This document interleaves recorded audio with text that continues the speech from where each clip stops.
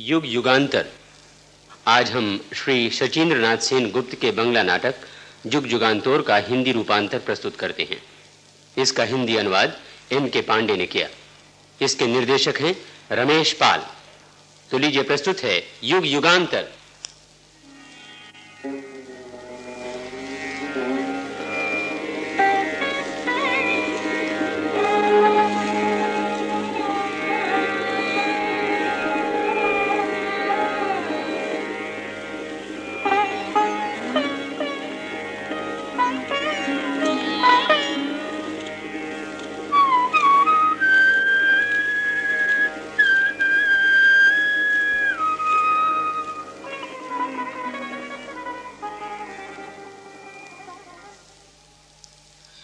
शंभू, तू ऐसे क्यों पड़ा हुआ है रे? कुछ सोच रहा हूँ मौसी। क्या सोच रहा है? चित लेट कर आकाश की सोचता हूँ और पट्ट लेट कर पाताल की। और श्यामल, तू वहाँ बैठा फिर बैलून उड़ा रहा है? बैलून स्पुतनिक का जनक है मौसी। तेरा सिर। अजी, मैंने कहा सुनते हो? कौन? मैं हूँ, मैं। रुपए की जरूरत है शायद? नहीं, रुपए की तो अभी जरूरत नहीं। चलो तब तो प्राण बचे। कल से रुपया तुम अपने ही हाथ में रखो, समझे? तुम ही खर्च करो। खर्च करने के लिए रुपया कल तक हाथ में रहेगा कहाँ? तुम्हारे साथ बात करना तो झक। अरे अरे अरे, सुनो तो, उससे होकर मत जाओ। 30 वर्षों का अनुराग क्या क्रोध के एक झपेटे ही में नष्ट हो जाएगा? तो बोलो, क्या कहती हो? कुछ कहने के लिए तुम ही तो आई थी ना। मुझे अब कुछ नहीं कहना। जानता हूँ तुम लोग जो कह सुनकर प्राप्त नहीं कर सकती हो उसे रो धोकर वसूल कर लेती हो, किंतु अब कोई रोना धोना मुझे विचलित नहीं कर सकता। समझी? अब तुम पाषाण हो गए। गलत मत कहो कविता की माँ, पाषाण नहीं हुआ हूँ, जल जल कर झावा अवश्य हो गया हूँ। दोनों में अंतर है, उसे समझो। मैं भला क्या समझूंगी? अरे पाषाण होता तो शायद किसी दिन किसी शिल्पी के हाथों में पड़कर मृत्यु जीवन प्राप्त कर लेता, किंतु मैं तो हो गया हूँ झावा, इसीलिए केवल पिता ही पिता है। फिर वही व्यर्थ की बातें बाबा। आओ बेटी आओ, तेरी माँ को पाषाण और झावा का अंतर समझा रहा था। वो क्या है? अरे अब तू न समझेगी बेटी। समझा दोगे तो क्यों न समझूंगी, और कुछ हो या न हो, कम से कम BSc तो पास किया ही है। क्यों हंसने क्यों लगे तुम लोग? BSc पास करने की बात कही ना तूने। देख, वो फेल मैं भी नहीं हुआ हूँ, फिर भी देख कोई काम न मिल पाने के कारण घर में बैठा बैठा बैलून उड़ा रहा हूँ। और इधर से मैं लेटे लेटे आकाश और पाताल की प्रदक्षिणा कर रहा हूँ। क्यों? अग्नि में मिलन से जन्म हुआ अग्नि में संतान का, अंधकार में शून्य मरु के मत में शत शत अग्नि परिवार घूम रहे दिग दिगांत में। बाबा। घूम रहे दिग दिगांत में। बाबा। मैं व्यर्थ बक रहा हूं ना? मैं पागल हो गया हूं ना? नहीं बाबा। ढाका के पुराने वकील पंचानन मुखोपाध्याय जी 5 मुखों से जिरा करते थे, वे आज पागल हो गए हैं ना? नहीं बाबा। नहीं जी नहीं।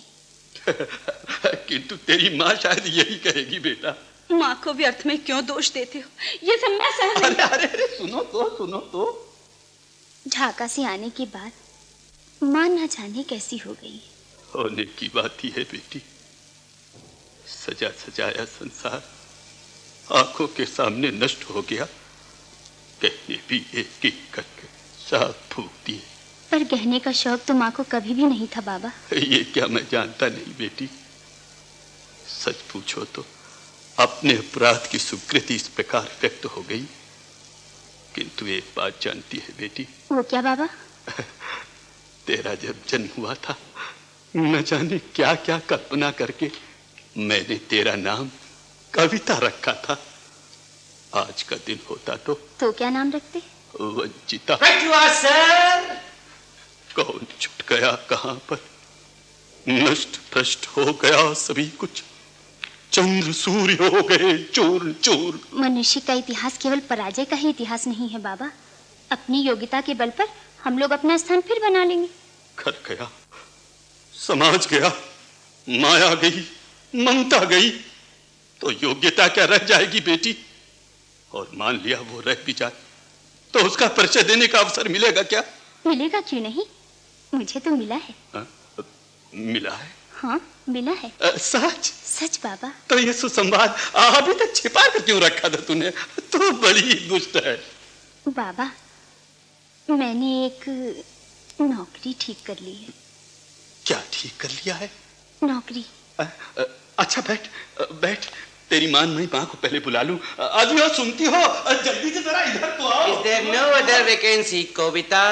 क्लार्क न सही, बहरे बहरे की कोई जगह। मैं क्या जानूं? हेलो कविता। ये लो कविता, संध्या भी आ गई। सब लोग बोलो हिप हिप होरा, हिप हिप होरा। क्या हुआ पहले बताओ तो। अरे कविता को नौकरी मिल गई है। अब आओ ना, क्या मुंह फुलाए बैठी हो?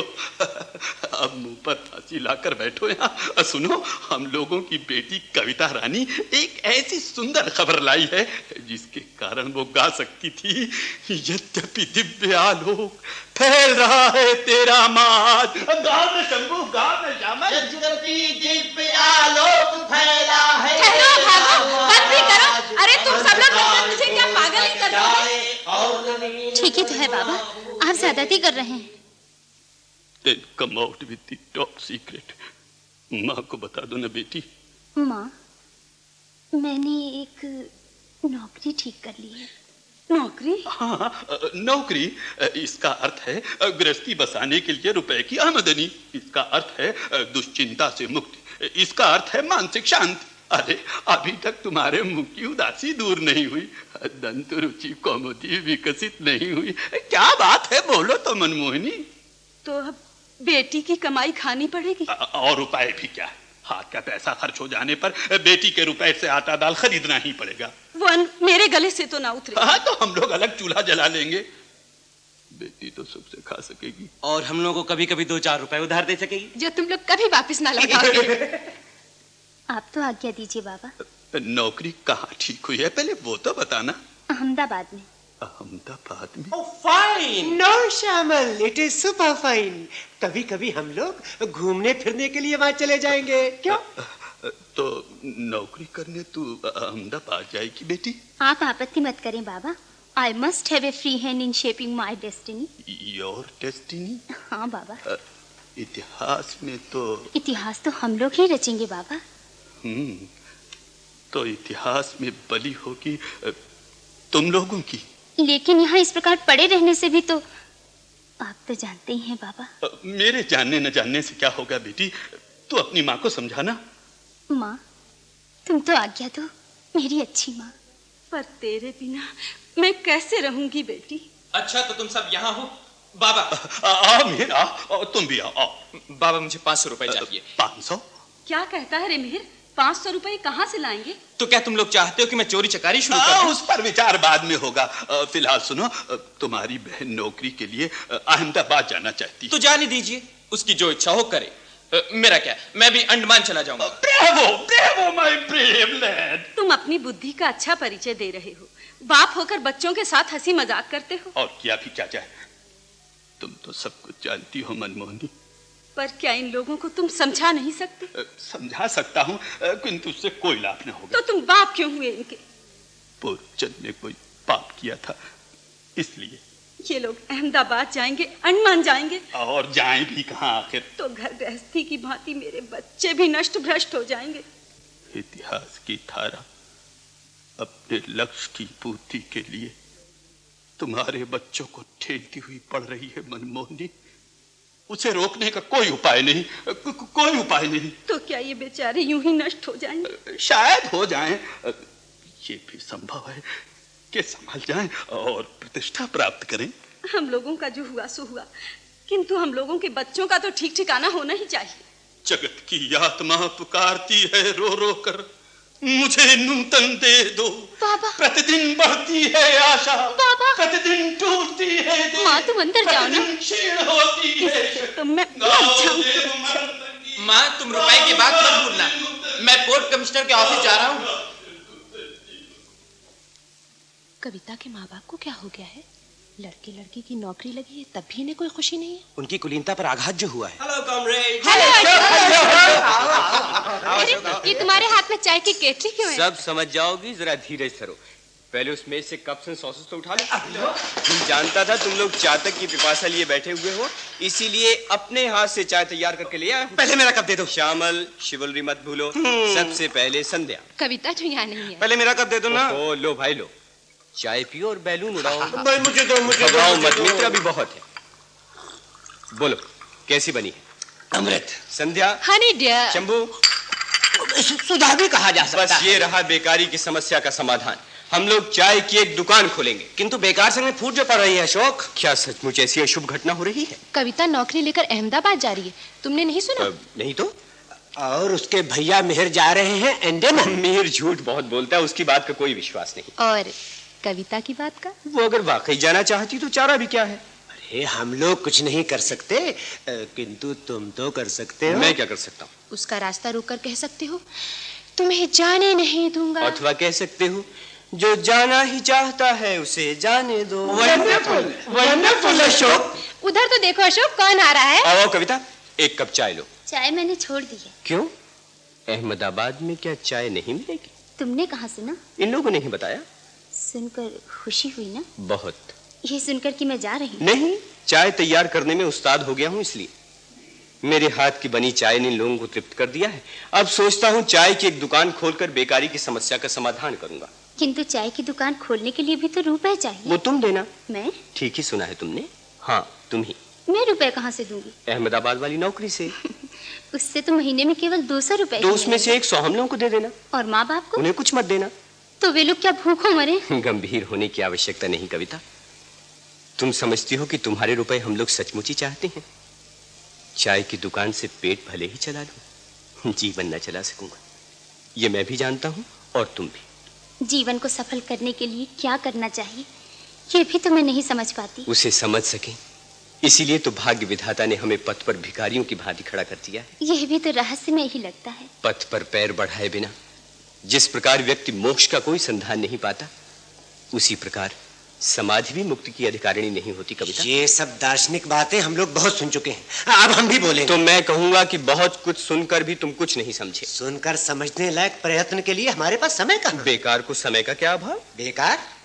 बेकार तो तुम भी। इसलिए तो सोचने के लिए इतना समय पाता हूँ। इसका कारण यह है कि मकान बेचकर जो रुपया तुमने पाया था उसमें कुछ अवशेष है। यदि मित्र लोग इस प्रकार अभावग्रस्त ना होते तो शायद कुछ और रुपया बच रहता। तुम्हारा संकेत हम लोगों की ओर है ना? तुम्हारे अभाव की मैंने उपेक्षा नहीं की संध्या। किंतु तुम हम लोगों की तो उपेक्षा कर रहे हो ना। अंतर केवल इतना ही है कि तुम मकान बेचकर कुछ रुपया प्राप्त कर सके हो और हम लोग नहीं कर सकते। नहीं, अंतर और भी है। वो क्या? तुम लोग मेरी तरह चाय नहीं बना सकते, मेरी तरह चित लेटकर दुनिया को अंगूठा नहीं दिखा सकते, और मेरी तरह कविता से प्रेम नहीं कर सकते। उस प्रेम का तो इतना ही मूल्य है कि कविता तुम्हें अंगूठा दिखाकर चली जा रही है। छी संध्या, तुम जो करने जा रही हो उससे अधिक तो मैंने कुछ नहीं कहा।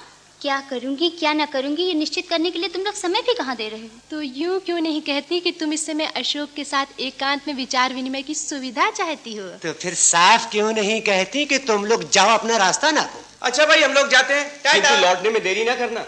कविता के पिताजी ने एक काम की स्कीम सुनाने के लिए कहा था। और हाँ, ये स्लिपें लिए जाओ, मोड़ के होटल पर दिखाने से होटल वाला खिला पिला देगा, पैसे नहीं मांगेगा। धन पुत्र सहित लक्ष्मी प्राप्त करो अशोक, और हमारे अन्नदाता के रूप में जाओ, जुग जुग जियो, जुग जुग जियो। क्यों श्यामल? ये लोग दिन पर दिन न जाने कैसे हुए जा रहे हैं। उनकी बात जाने दो, अपनी कहो। मैं तो अहमदाबाद जा रही हूँ। जाने की इच्छा हुई है तो जाओ। तुम्हारी क्या राय है? मेरी राय की जरूरत? जरूरत तुम्हारे लिए भले ही न हो, मेरे लिए तो है। तुम अपने माता पिता की मत की उपेक्षा करने के लिए तैयार हो? हाँ, उनके प्रति मेरा कर्तव्य है, और तुम्हारे साथ जुड़ा हुआ है मेरे जीवन का स्वप्न। रुपए देकर कर्तव्य तो पूरा किया जा सकता है, किंतु तुम्हें खोकर मेरा जीवन व्यर्थ हो जाएगा। इसीलिए तुम्हारी राय की उपेक्षा मैं नहीं कर सकती। तो बताओ, दोगे ना अपनी राय? नहीं। इतने अनुरोध के साथ मांगी तब भी नहीं? इतने अनुरोध के साथ मांगी इसीलिए तो मैं नहीं दे सकता। तुम्हारी जो इच्छा हो करो। तुम आज भी मुझसे प्रेम करती हो, ये संकेत देकर तुमने मुझ पर एक बहुत बड़े उत्तरदायित्व का भार डाल दिया है। कैसा उत्तरदायित्व? तुम्हें महिमामयी बनाने का उत्तरदायित्व। पर महिमामयी मैं कैसे हो सकती हूँ? क्षुद्र स्वार्थ से ऊपर उठकर कविता। माँ बाप के कष्ट मिटाने का प्रयत्न क्या क्षुद्र स्वार्थ है? निश्चय ही नहीं कविता, परोपकार तो वहीं से शुरू होता है। कोई माँ बाप किसी दुर्योग का शिकार होकर असहाय ना हो। तुम्हें भी अपने माँ बाप की स्थिति समझकर ही समुचित व्यवस्था करनी होगी। इसी से मनुष्य महिमान्वित होता है। तुम कहती हो मुझे पाकर तुम्हारा जीवन स्वप्न रंगीन हो उठा है। मैं तुम्हारी बात का विश्वास नहीं करता। मैं भी चाहता हूं कि मैं अपने सारे स्वप्नों, सारी आशाओं, सारी साधनाओं के साथ तुम्हारा संबंध निभाऊं। तुम मेरी प्रियतमा तो हो ही, इससे और भी अधिक हो। तुम हो मेरी प्रेरणा। तुम्हारा दैहिक सौंदर्य, मन का ऐश्वर्य, चित्त का माधुर्य मुझे आकर्षित करते हैं, किंतु इन्हें भोगने की कल्पना करके मैं आनंदित नहीं होता। तो क्या तुम मुझे दान कर देना चाहते? नहीं नहीं कविता, इतना निस्वार्थ में नहीं। तब तुम न होती नारी सुकुमार, तो लेकर फिरता मैं दूर दूर तुम्हें हे सुंदर गुणागार। श्री राधा नारी थी, इसीलिए उनके क्षोभ से यमुना के दोनों तटों को बहा ले जाने योग्य प्रेम प्रवाहित हुआ था। किंतु मैं तो नारी नहीं, इसीलिए एकांत में तुम्हारे सम्मुख प्रेम निवेदन करके मैं संतुष्ट नहीं रह सकता। तुम्हें पास में रखकर देश देशांतर में भटकना चाहते? हाँ हाँ। नर नारी का प्रेम जब दो जीवनों का अतिक्रमण करके सब नर नारियों के मन को प्रफुल्लित करने लगता है, तभी वो संजीवनी सुधा बनता है। राधा कृष्ण के प्रेम की कहानी का स्मरण करो कविता, जिसने युग युग में रिडेम्पशन की प्रेरणा दी है। मैं तो कुछ भी नहीं समझ पा रही। तो अहमदाबाद न जाकर मेरे पास रहो, धीरे धीरे सब समझ जाओगे। नहीं, मैं न समझ सकूंगी। क्यों नहीं? दुख के घन अंधकार के अतिरिक्त मुझे चारों ओर कुछ नहीं दिखाई देता। सवेरा होने के पहले ही अंधकार अधिक गहरा होता है। विश्वास करो कविता, सवेरा होगा, अंधकार मिटेगा और मनुष्य के चेहरे पर हंसी दिखाई देगी। पर कब? उस दिन जब हम दोनों का प्रेम अपनी चरम परिणति पर पहुंचकर मानव प्रेम का रूप ले लेगा। नहीं नहीं अशोक, तुम आदर्श के कुहासे से मुझे आच्छन में रखने का प्रयत्न मत करो। मुझे नौकरी मिली है, उसे करने दो। बेटी शायद अहमदाबाद जाने की बात कर रही है। जी हाँ, कविता कहती है उसे अहमदाबाद जाना ही होगा। मुझे भी ऐसा ही लगता है कि उसे जाना ही होगा। तो आप उसे जाने देंगे? पर यूं ही नहीं जाने दूंगा। मैं उससे प्रतिज्ञा करा लूंगा कि वो चाहे जहां रहे, चाहे जिस रूप में रहे, आग को प्रज्वलित रखेगी। तो आप अपनी संतान को उसी ध्वंस मंत्र की दीक्षा देंगे? तुम उत्तेजित क्यों उठे? तुम भी तो एक दिन क्रांति में विश्वास रखते थे ना? वो तो मैं आज भी रखता हूँ। पर तुम्हें देखकर तो ऐसा नहीं लगता। विप्लव से मैं डरता नहीं बाबूजी, खोने के लिए मेरे पास कुछ भी नहीं है।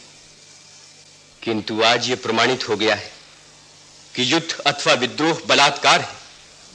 सामाजिक अथवा अर्थनीतिक विप्लव सफल नहीं हो सकता। विजयी विजेता को युद्ध द्वारा दबाकर नहीं रख सकता। जिस विप्लव की आज जरूरत है वो त्याग द्वारा सफल होगा, सारी जाति के समग्र प्रयत्न द्वारा सफल होगा। त्याग, त्याग, सब कुछ खोकर रास्ते का भिखारी बनकर खड़ा हुआ हूं। अब और क्या त्याग करूंगा? बोलो बोलो। बड़े बाबू घर में हैं? कौन? जी मैं जगन्नाथ हूँ। जगन्नाथ?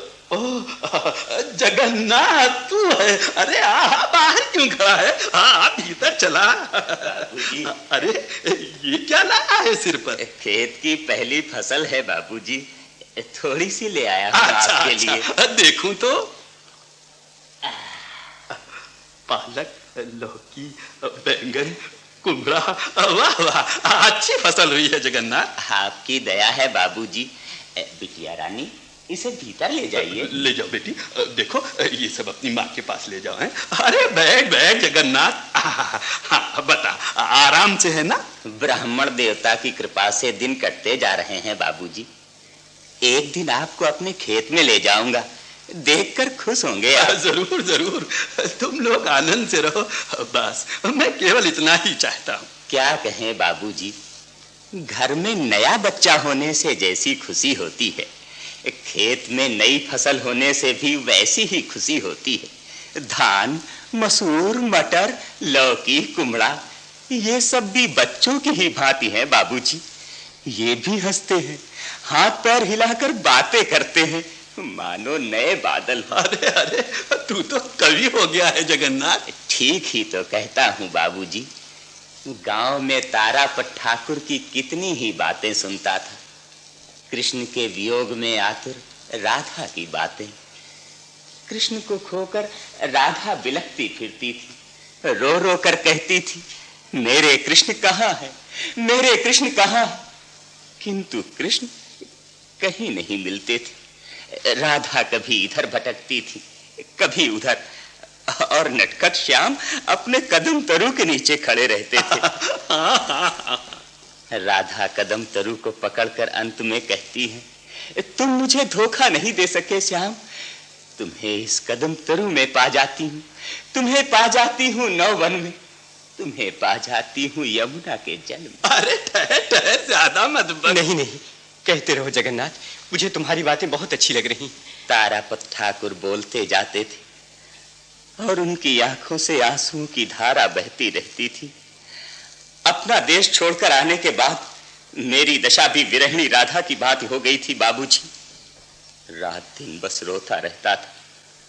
आखिर जमीन मिली, फिर से खेती शुरू की, और आज दोनों आंखों से अपने खेत की ओर जी भरकर ताकता और संतोष की सांस लेता हूं। बाबूजी, कभी कभी ऐसा लगता है कि लताएं हाथ हिला हिला कर मुझे बुला रही है।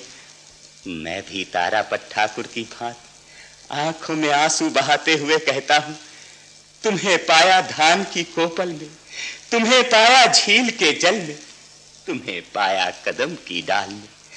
सच कहता हूं बाबूजी, अब मुझे कोई दुख नहीं है। इसकी बातों का मर्म कुछ समझ पाते हो अशोक? कुछ कुछ तो समझ रहा हूं बाबूजी। तारापत ठाकुर गाते थे, याद आती है तुम्हारी श्याम तो ताकता हूं वृंदावन की ओर, अस्त व्यस्त रहते हैं केस, बहाते हैं जल केवल त्रिगचोर। बाबूजी, राधा जानती थी कि उनका सुख आनंद सब नष्ट हो गया है, किंतु उनका वृंदावन तो नष्ट नहीं हुआ है।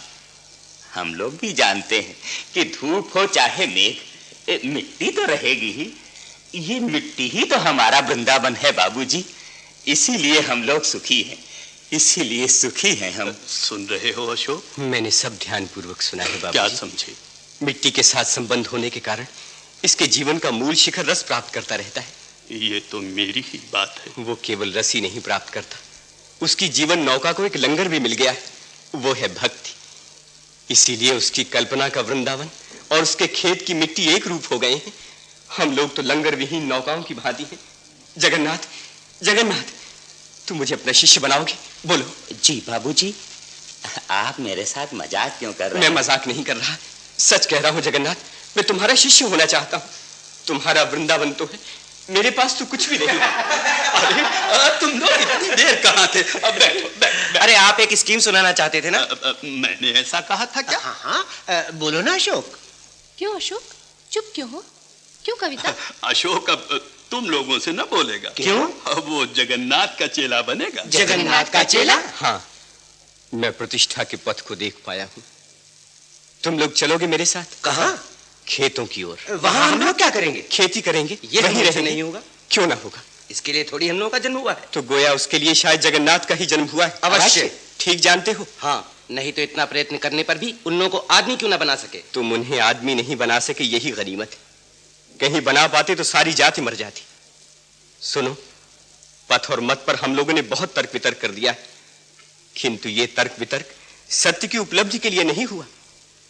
जीवन की मांगों से किनारा कशी करने के लिए ही तो ये सब तर्क वितर्क हुआ। जगन्नाथ ने ये नहीं किया, इसीलिए दुख को दूर रखकर सृष्टि के आनंद से वो अपने मन को भर सका है। कौन? ये जगन्नाथ? हाँ, यही जगन्नाथ। आओ हम लोग इसी को अपना गुरु बनाएं। यानी इस जगन्नाथ को? हमारे इंग्लिश और फिलॉसफी के प्रोफेसर ये सुनेंगे तो लज्जा से आत्महत्या कर लेंगे। वे क्या करेंगे ये मैं नहीं जानता, किंतु हम लोग बच जाएंगे और राष्ट्र भी बच जाएगा। तुम क्या सच बोल रहे हो? क्या यही हम लोग के निस्तार का एकमात्र रास्ता है? हमारा निजी निस्तार महत्व की बात नहीं है कविता, महत्व है राष्ट्र के निस्तार का। इस विज्ञान के युग में तुम पीछे लौटने के पथ को निस्तार का पथ बता रहे हो? विज्ञान ही तो भरोसा है। डीजल इंजन, वैश्विक डायनेमो, सिंचाई की प्रणाली, इन सब के साथ संवेद प्रयास विश्व का रूपांतर कर देगा। ये कहानी की बात है या स्वप्न की? ऐसा क्यों कहती हो कविता? तुम तो विज्ञान की छात्रा हो, विज्ञान पर तुम्हारी आस्था नहीं है क्या? विज्ञान का सहारा लेकर उन्नत हुए देश बहुत पहले ये सब कुछ कर चुके हैं। इसके बाद आ रहा है आणविक शक्ति का युग, मनुष्य के परम ऐश्वर्य का युग। हाँ हाँ, हिरोशिमा और नागासाकी का युग। महाअग्नि जल उठी भयंकर, आकाश का अनंत हृदय अग्निमय अग्निमय अग्निमय, महाअग्नि जल उठी भयंकर। जगत हुआ है महाचितानंद, जगत हुआ है महाचितानंद। तो जैसे मैं यूं ही बक रहा हूं, अच्छा मैं चुप हो जाता हूं, मैं चुप हो जाता हूं, तुम लोग बातें करो, बातें करो। मैं चलूं बाबूजी? अरे अभी कैसे जाएगा रे, अभी मलकिन से मिलना है ना। बेटी इसे भीतर ले जा, भीतर ले जा। आओ जगन्नाथ भैया, मेरे साथ आओ। चलो बिटिया। बोलो शंभू, बोलो, तुम लोग क्या करोगे? हम लोग इस जगन्नाथ का ही अनुसरण करेंगे। करोगी? ना करने पर तुम्हारे पागलपन से रिहाई कैसे मिलेगी? हम लोगों के प्राण तो कछुए की भांति हैं, खोल के अंदर हाथ पैर सिकोड़कर बच जाएंगे। हम लोग अशोक के मत का पालन करते हुए जगन्नाथ का ही अनुसरण करें। आओ शंभू, आओ संध्या। तुम लोग चलो, मैं अभी आती हूँ। अच्छा तुम लोग बातें करो, मैं जरा मलकिन से कह रहा हूँ कि वो जगन्नाथ को कुछ खिला पिला लें। अच्छा मैं चलता हूँ। अब सच बोलो अशोक, तुम क्या चाहते हो? मैं जो चाहता हूँ वो तो कह ही दिया है। आज ही पथ पर पैर बढ़ाऊंगा और इसी क्षण। और कपड़े भी ना लोगे? जाते समय घर से झोला ले लूंगा। केवल झोला लोगे? बगल में वैष्णवी को ना लोगे? अब भी कविता की बात जानना चाहती हो? नहीं नहीं, मैं भी नारी हूँ, मैं नारी के मन को जानती हूँ। कविता को मैंने पहचान लिया है। तब इस अभागे के साथ अपरिचित पथ पर कौन पैर बढ़ाएगा? यदि मैं कहूँ कि मैं एक पैर से तैयार खड़ी हूँ, तब तो मैं सांत्वना के साथ जाऊंगा कि कम से कम एक नारी ने तो मुझे पागल नहीं समझा। लेकिन तुम केवल सांत्वना को साथ लोगे, मुझे नहीं। मेरे पथ को तुम अपना प्रकाश पथ न बना सकोगी संध्या। तुम क्या सोचते हो कि मैं कविता की भांति आधुनिका नहीं बन सकती? तुम्हारी आधुनिकता से तो मैं यूं ही स्तंभित हूँ। अर्थात? यदि मैं कहूँ कि तुम अभी तक प्रेम निवेदन कर रही थी तो क्या तुम नाराज होगी? बिल्कुल नहीं, तुम्हारे अंदर विवेक का उदय हुआ है, ये जानकर मैं आशान्वित तो सोच कर देखो संध्या, तुमने एक बार भी मेरे स्नेह का स्पर्श नहीं किया, एक बार भी दीर्घ निश्वास नहीं फेंका, केवल तर्क किया है। प्रेम का जन्म उत्कट भावना से होता है और वो तुम में है ही नहीं, अत्याधुनिकता में वो नहीं होता। रहने दो, मनोविश्लेषण करने की आवश्यकता नहीं है। मैं बड़े वकील की बेटी नहीं हूँ, बीएससी में ऑनर्स भी मुझे नहीं मिला, जोड़ तोड़ बैठाने का कौशल भी मुझ में नहीं है, इसीलिए तुम उपेक्षा पूर्वक मुझे ठुकरा सके। रो मत संध्या, रो मत। मैं पहले से ही जानता था कि ये होगा। क्या जानते थे? मुझे क्या हुआ है? हिस्टीरिया। हिस्टीरिया? किसी डॉक्टर से पूछ देखो। तुम मनुष्य भी नहीं हो, पत्थर भी नहीं हो, तुम पशु पशु पशु। बापों की रक्तचाप और बेटियों के हिस्टीरिया, ये रोग स्वाभाविकता के लक्षण हैं। शायद अंत में कविता अहमदाबाद में जा सकेगी, क्यों अशोक? वो तो कविता जाने बाबूजी। कविता की अवस्था में कविता की माँ कविता की भांति जिद न पकड़ सकती थी। किंतु वे तो कहती थी कि 9 वर्ष की अवस्था में ही उनका विवाह हो गया था। और मैं भी तुम्हारी उम्र में कविता की माँ की खुशी नाराजगी के प्रति उदासी न रह पाता था। ये जलपान करो। बेटी, अरे ये जलपान किसके लिए लाई है? माँ ने भेजा है अशोक के लिए, इन्होंने सारे दिन से कुछ नहीं खाया। अच्छा, तो तुम यही बैठकर उसे खिला दो, और नहीं तो तेरी माँ कहेगी कि मैंने ही सब खा डाला। अच्छा, ये माँ ने भेजा है या तुम उनसे कहकर लाई हो? तुम्हें जलपान मिला है, खा लो। तुम्हारी माँ के स्नेह और तुम्हारे प्रेम ने इस मिठाई को अमृत बना दिया है। सोचता हूं इसे यहीं खा लूं या झोले में रखकर पथ के संबल के रूप में ले जाऊं। तो तुम जाओगे ही? और तुम? मैं भी जाऊंगी। मेरे साथ? नहीं, अहमदाबाद। तुम्हारा मंगल हो। ये क्या मजाक कर रहे हो? नहीं, तुम भी कहो मेरा मंगल हो। मैं तो न कह सकूंगी। क्यों? तुम आत्महत्या करने जा रहे हो अशोक। आखिर तुम्हारे मन में ये संदेह क्यों पैदा हुआ?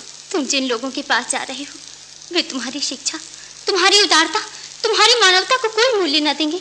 वे तुम्हें या तो पागल कहेंगे या निर्बल, और उनकी बात सोच सोचकर तुम अपनी प्रतिभा, अपना जीवन तिल तिल नष्ट करोगे। क्या ये आत्महत्या न होगी? जिन्होंने बुद्ध को समझा था, जिन्होंने चैतन्य को समझा था, उस दिन जिन्होंने महात्मा गांधी को समझा था, और आज भी जो विनोबा जी को समझ रहे, वे क्या मुझ जैसे तुच्छ व्यक्ति को ना समझेंगे? मैं तो केवल यही चिंता करता हूं कि क्या मैं उनके मन को आकर्षित कर सकूंगा। इसमें तुम्हारी शुभेच्छा चाहता हूं। तुम्हारे सिवा मेरी मंगल कामना करने वाला और कौन है कविता? जिस समाज में मनुष्य हुए, जिस समाज में प्रस्फुटित हुए, उसका तुम पर कोई दावा नहीं है क्या? है क्यों नहीं कविता, किंतु हमारा समाज हम सबको स्थान नहीं दे पा रहा है। आज अधिकांश लोग हमारे समाज के बाहर हैं, हमारी संस्कृति के बाहर हैं, हमारे स्वप्न के बाहर हैं। वे असहाय होकर पड़े हुए, किंतु वे ही राष्ट्र के मेरुदंड हैं। हम लोग यदि अपने हृदय का आवेग लेकर, अपने आन विज्ञान की अभिज्ञता लेकर, अपने विद्रोह की प्रवृत्ति को लेकर उनके बीच में जाकर उनके साथ घुल मिल सकें, तो श्रेणी के रूप में हमारा अस्तित्व भले ही मिट जाए, राष्ट्र के रूप में वो बचा रहेगा। वही होगा हमारे मध्य वर्ग की ह्रासोन्मुख संस्कृति का अंतिम दान, सब युगों का सर्वश्रेष्ठ दान। तुम्हारा यह आदर्श मैं समझ नहीं पा रही। समझ तो पा रही हो कविता, किंतु प्रेरणा नहीं प्राप्त कर रही। तो बोलो, मैं क्या करूं? आसानी से जो कर सकती हो वही करो। तुम नौकरी के लिए अहमदाबाद जाओ। और तुम? मैं अपने पथ पर आगे बढ़ूंगा। मैं यदि अहमदाबाद न जाकर इसी प्रकार यहीं रह जाऊं, फिर तो तुम जाने का संकल्प त्याग दो। ये तो वही प्रेम होगा जो लोगों का गला पकड़कर उन्हें नदी में डूबने के लिए या विष खाकर मरने के लिए बाध्य करता है। ये बड़ा संकीर्ण प्रेम है कविता। तुम अपने पथ पर कुछ दूर बढ़ने के बाद फिर पीछे मेरी ओर ताकोगे। तुम्हें देखने के लिए मुझे पीछे नहीं घूमना होगा कविता। क्यों? व्यक्तिगत रूप में तुम भारत के पश्चिम प्रांत में रहोगी यदि अहमदाबाद गई तो, और मैं रहूंगा पूर्व में। बीच में कितनी ही नदियों, पहाड़ों, जंगलों का व्यवधान रहेगा, किंतु पूर्व में मेरा उदय यदि कभी हुआ तो उसका रक्तिम रंग तुम ही दोगी मेरे अंतर की छद्मबद्ध कविता। थक जाओ, तुम्हारा मंगल। और तुम? थोड़ा ठहरो, बैठ जाओ। अचानक आंधी आ गई। आंधी ही तो हमारी सहयात्री है कविता। याद नहीं है तुम्हें? एक बार हम लोग पद्मा नदी पार कर रहे थे, उसी समय ठीक ऐसी ही आंधी उठी थी। हमारा जीवन मंगलमय। चलो चलो, देखो शायद अशोक ने तुम्हारी बेटी का मन बदल दिया है। शायद हमारी बेटी अब अहमदाबाद न जाएगी। आओ। ये क्या? कहाँ गए सब? बेटी तो वहाँ खिड़की के पास खड़ी। हाँ, किंतु अशोक? उसी से पूछो ना। बेटी अशोक कहाँ है? कैसी लड़की है, जैसे सुना ही ना हो। बेटी, कविता बेटी। क्या बाबा? अशोक कहाँ गया? चला गया। तू कैसी लड़की है, उसे रोक भी ना सकी। मुझे दोष मत दो माँ, लड़कों को पकड़ना मेरा काम नहीं है। अशोक चला गया इस आंधी पानी में? अकेला कहाँ गया? जनारण्य में। अकेले? हाँ, अकेले। पथ पर जो अकेले पड़ता है, उसका हाथ पकड़कर बहुत से लोग उसे छाती से लगा लेते। हर युग में ऐसा ही हुआ, हर युग में, युग युगांतर में।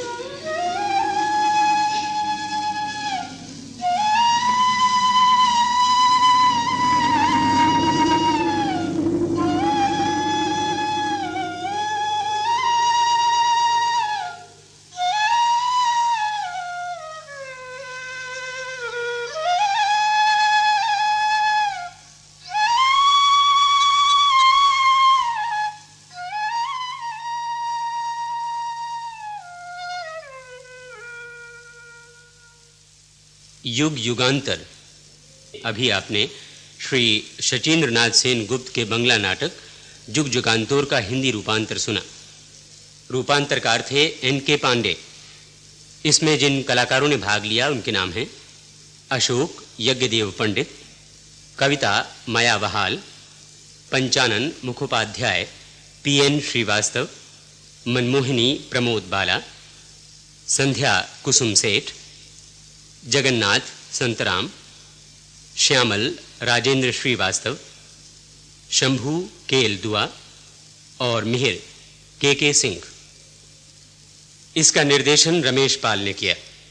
ये नाटक आकाशवाणी के लखनऊ केंद्र पर तैयार किया गया।